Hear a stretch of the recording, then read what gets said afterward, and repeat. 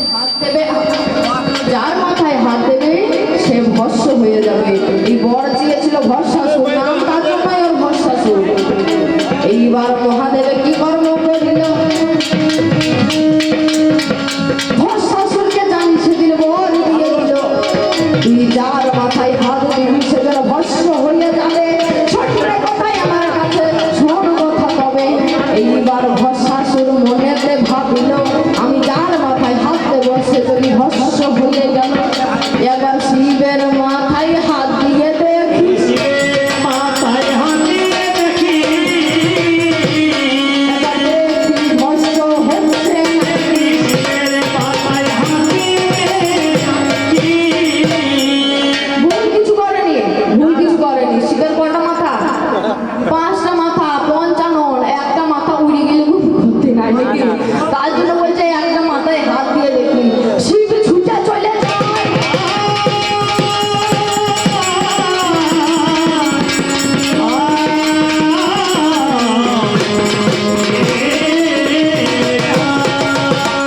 শিব ছুটে চলে যায়, শিব ছুটে ছুটে চলে যাচ্ছে।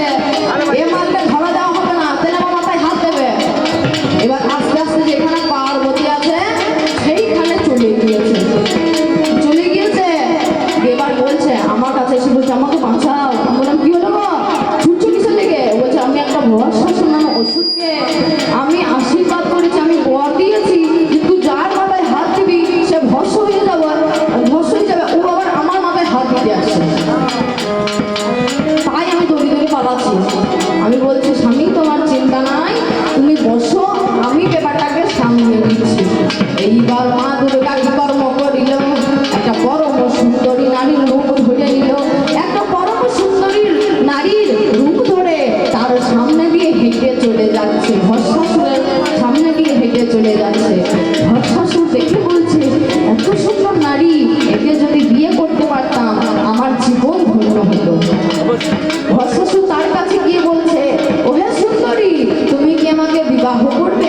ভস্মাসুর বলছে বিবাহ করার জন্য দুর্গা বলছে কি আমার যা পছন্দ তোমাকে তাই করতে হবে। আমি আমি যাই বলবো তোমাকে তাই করতে হবে, তাহলে আমি তোমাকে বিয়ে করবো। বলছে হ্যাঁ বলো কি করতে হবে? বলছে আমি নাচ গান বাজনা এসব পছন্দ করি, তোমাকে তাহলে করতে হবে। আমি তো জানি না নাচ, আমি কি করে নাচ করবো?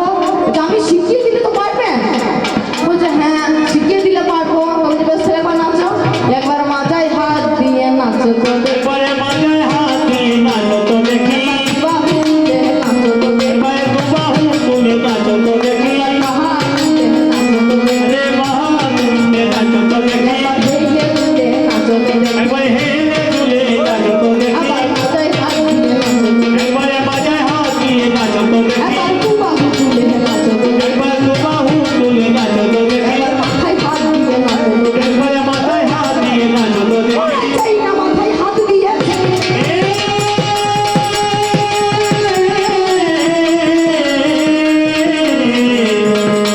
মাথায় হাত দিয়ে এই না মাথায় হাত দিয়েছে, নিজের মাথায় নিজে হাত দিয়ে ভস্ম হয়ে গেল। সেই দেশে থেকে এই দুর্গা বাঁচাইল। আমি সেদিন এই পুরুষটাকে বাঁচিয়েছিলাম, বাবা আমি নারী ছিলাম বলে তো তুমি রক্ষা পেয়েছ। পতির দেবতাপতি জীবনের সার, বুঝিতে এসেছি ভবে চরণ যাহার। সেদিন শিবের কিছু করার ছিল না যদি এই দুর্গা না থাকতো। তবু আমাকে প্রচুর সন্দেহ করে মা, আসতে প্রচুর আমাকে সন্দেহ করে। আমি একে এত ভালোবাসি, এর যদি বিপদ আপদ হয় আমি আগে ছুটে যাই, তবু আমাকে প্রচুর সন্দেহ করে। এ বলছে রাত 12টার পরে আমার বিছানা থেকে উঠে কোথায় চলে গেছে এই মেয়েটা। রাত 12টার পরে কোথায় গেছি কোনো খবর টবর নাই। এবার সন্দেহ করে আমাকে।